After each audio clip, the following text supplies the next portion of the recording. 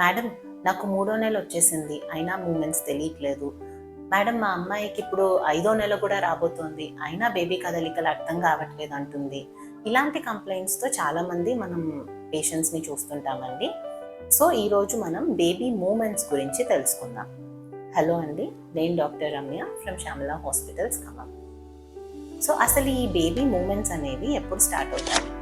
Baby movements అనేవి చాలా ఎర్లీగానే start అవుతాయండి. ప్రెగ్నెన్సీలో 10 to 12 వీక్స్ అంటే 3వ నెల టైం నుంచే బేబీకి కదలికలు అనేవి మొదలవుతాయి. కాకపోతే బేబీ చాలా చిన్నగా ఉండడం వల్ల అది మదర్కి అర్థం కావు. మనం స్కానింగ్ ఎప్పుడైనా చేసి చూస్తున్నప్పుడు డాక్టర్కి కనిపిస్తాయి స్కాన్లో.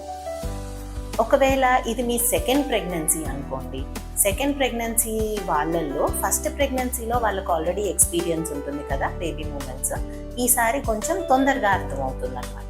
సో సెకండ్ టైం ప్రెగ్నెన్సీ వాళ్ళలో 16 వీక్స్ అంటే 4వ నెల నుంచి మూమెంట్స్ అనేవి అర్థమవుతాయి.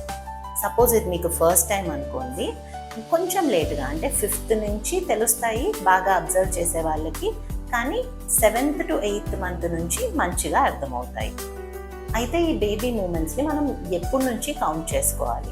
7th month or mostly 8th month నుంచి బేబీ మూమెంట్స్ కౌంట్ చేసుకోవడం ఇంపార్టెంట్ అండి.